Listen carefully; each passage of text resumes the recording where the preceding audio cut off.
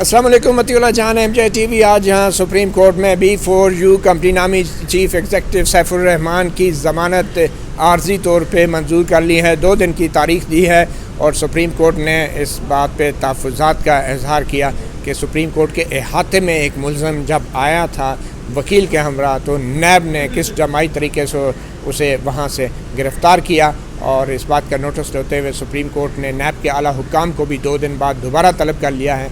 जब नैब की इस कार्रवाई के हवाले से भी समाअत होगी, शिकायत की जो वकला ने की, और उसके बाद इस मुल्ज़म के ख़िलाफ़ लगाए गए इल्ज़ामात और उसकी बेल के हवाले से भी हतमी फ़ैसला किया जाएगा। कुछ देर पहले ही जो सैफुर रहमान नामी मुल्ज़म थे B4U कंपनी के, वो सुप्रीम कोर्ट की इस आर्जी ज़मानत मिलने के बाद 10 लाख रुपये मचल के जमा होने का हुक्म हुआ है। हम देख रहे थे कि वो यहाँ पे सुप्रीम कोर्ट के अहाते से बाहर नहीं जा रहे थे और बाहर जो है वो पुलिस उनकी मुंतज़िर थी। वो अभी सुप्रीम कोर्ट में ही मचल के जमा कराने की कार्रवाई पूरी कर रहे हैं, जिसके बाद वो सुप्रीम कोर्ट से ही एक आज़ाद शहरी कम से कम 2 दिन के लिए वो यहाँ से वापस जाएंगे। तो आपको बताते चलें B4U कंपनी जो है उस पर बड़े संगीन इल्ज़ामात थे। Saifur Rahman chief executive officer जो हैं उन्होंने इस्लामाबाद हाई कोर्ट में भी ज़मानत की दरख्वास्त दायर कर रखी थी। वहाँ से वो दरख्वास्त मुस्तरद हुई, मगर वहाँ पे मुबैना तौर पे वो फ़रार हो गए और सुप्रीम कोर्ट में जब वो ज़मानत के लिए आए तो उनके हमरा उनके सीनियर वकील, सीनियर एडवोकेट सुप्रीम कोर्ट लतीफ़ खान खोसा, सरदार लतीफ़ खान खोसा मौजूद थे और उनकी मौजूदगी में नैब ने उन्हें गिरफ़्तार किया था। आइए देखते हैं कि आज जब सरदार लतीफ़ खान खोसा एडवोकेट के क्लाइंट सैफुर रहमान को B4U कंपनी के चीफ एग्जेक्टिव को 2 दिन की ज़मानत दी गई तो उनका क्या रिएक्शन था। बड़ी गाड़ी दे खोसा साहब, अच्छा आपका भी थोड़ा, चलो आपको तो सरदार साहब ले गए। खोसा साहब, आपने वकीलों का नुकसान तो पूरा करवा दिया, लोगों का नुकसान क्या पूरा करवा रहे हैं? देखें, ये कौम और मुल्क के साथ जाती है कि सुप्रीम कोर्ट के साए तले जो है एक शख्स इंसाफ का मुतमन्नी आया है और उसको इस तरह से कमांडो एक्शन करके उठा लिया जाए।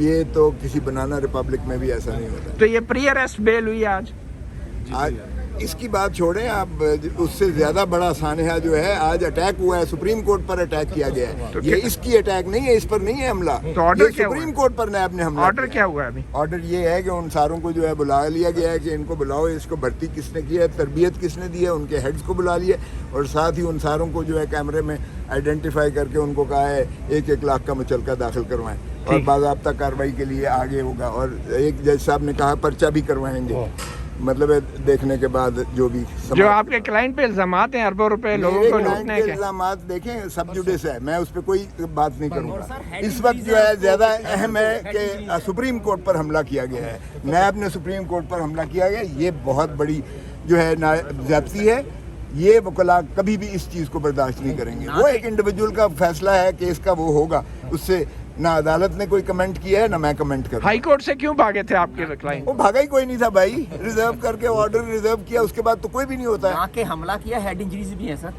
ये अच्छा। आपको नैब ने क्या सलूक किया आपके साथ, कोई बात करना चाहिए? नजर आ रहा है जी क्या सलूक किया। वो तो खुद बोल रहा है। हमारे साथ मौजूद हैं डिप्टी प्रोसिक्यूटर जनरल नैब सरदार मुजफ्फर अब्बासी, जिन्होंने इस्लामाबाद हाई कोर्ट में भी B4U कंपनी के चीफ एग्जेक्टिव सैफुर रहमान से मुतल्लक केस को प्रोसिक्यूट किया है।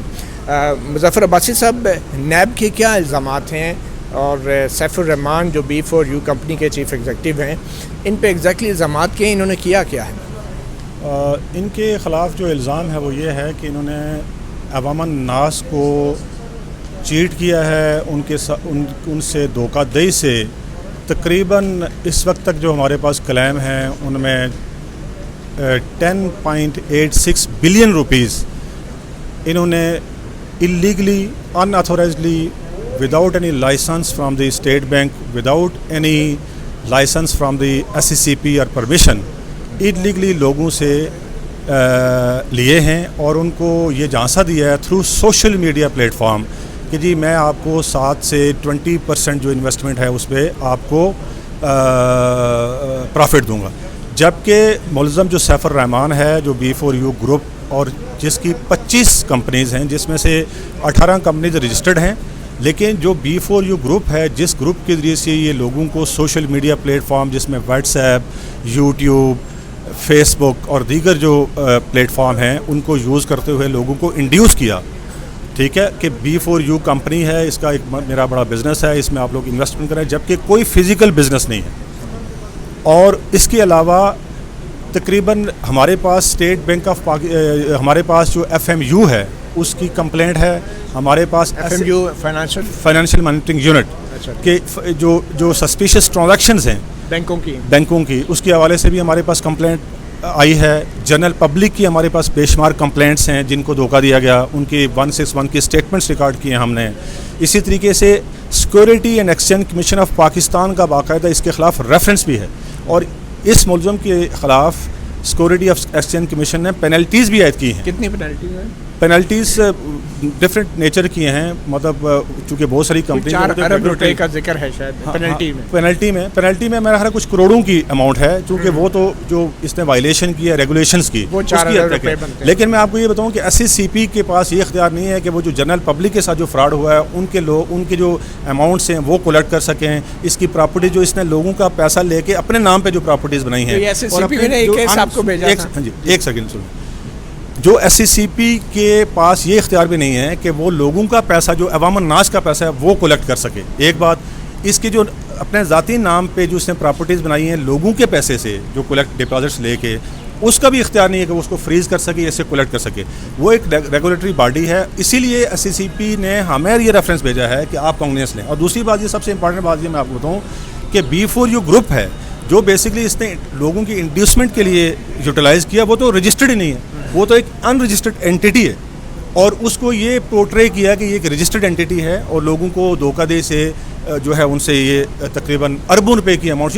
یہ نیب کی تاریخ کا چیٹنگ پبلک اینڈ لارج کا سب سے بڑا کیس ہے. اس سے پہلے ایک مفتی احسان کا کیس تھا اس میں 8 ارب کی اماؤنٹ تھی, تقریباً کوئی 10,000 سے زیادہ افیکٹیز تھے. اس میں تو 400,000 سے زیادہ افیکٹیز ہیں, اور بہت بڑی اماؤنٹ ہے. اور ایون جب آپ میں آپ کو بتاؤں کہ جب یہ بیل میں اسلام آباد ہائی کورٹ میں گئے ہیں تو اس سے پہلے ہم نے وارنٹ ایشو کیے تھے, انہوں نے کال اپ نوٹس امپیون کیے تھے, وہاں پہ باقاعدہ فل فلیج ہیئرنگ ہوئی ہے, کویشمنٹ بھی فائل ہوئی ہے, اور وہاں پہ ہیئرنگ کے بعد کورٹ نے یہ کہا جی کہ ویٹ فار دی آرڈر.